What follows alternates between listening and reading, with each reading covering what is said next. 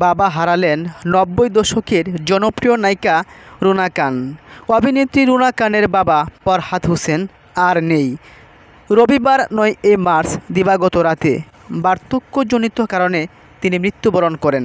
সোমবার ১০ মার্চ সকালে বাবার মৃত্যুর বিষয়টি নিশ্চিত করে সোশ্যাল মিডিয়ায় একটি পোস্ট করেন নায়িকা রুনা খান। তিনি বলেন, আমার আব্বু চলে গেলেন, তার আত্মার শান্তি কামনা করি। বাবাকে হারিয়ে অনেকটাই শোকাহত এই নায়িকা। ৯০ দশকের জনপ্রিয় নায়িকা রুনা খান, তাকে চেনেন না এমন মানুষের সংখ্যা খুব কমই রয়েছেন। তার বাবার সঙ্গে, তার মায়ের সঙ্গে, তার ভাইয়ের সঙ্গে পরিবারে কিছু ফটো আপলোড দিয়ে নায়িকা আবেগে আপ্লুত হয়ে পড়েছেন। অনেকে সান্ত্বনা দিয়ে লিখেছেন, পরপারে যেন আপনার আব্বু ভালো থাকেন সেই প্রার্থনাই করি। আপনি শান্ত থাকুন, নিজেকে নিয়ন্ত্রণ করার চেষ্টা করুন। মানুষ মরণশীল।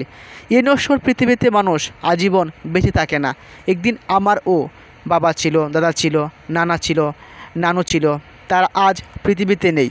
আপনার আমারও একদিন সৃষ্টিকর্তার ইশারায় ডাকে সাড়া দিলে চলে যেতে হবে।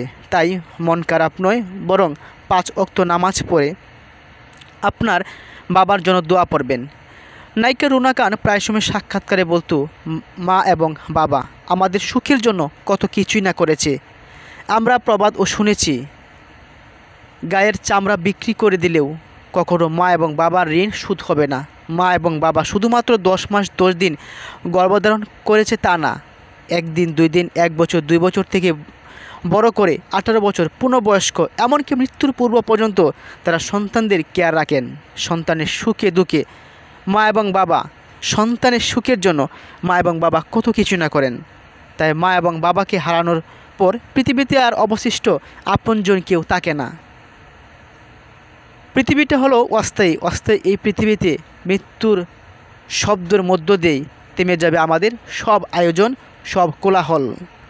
অভিনেত্রী রুনা খান তিনি বলেছেন, আমার বাবা চলে গেলেন। অর্থাৎ চলে যাওয়া, আমরা যদি মার্কেটে যাই আবার ঘুরে ফিরে বাসায় ফিরি, আমরা শহরে গেলে আবার বাসায় ফিরি, প্রবাসে গেলেও দেশে ফিরি। কিন্তু মৃত্যুর শব্দটা মধ্য দিয়ে যে মানুষটা পৃথিবী ছেড়ে চলে যায় তারা আর কখনো ফিরে আসে না। অর্থাৎ এই চলে যাওয়া, সেই শেষ চলে যাওয়া, আর কখনো হয়তো ঈদের সময়, আর কখনো হয়তো মাহে রমজানে, আর কখনো হয়তো সুখে দুঃখে আনন্দের মুহূর্তগুলোতে বাস্তবে দেখতে পারবে না তার বাবাকে স্পর্শ করেও হয়তো আনন্দ নিতে পারবেন না।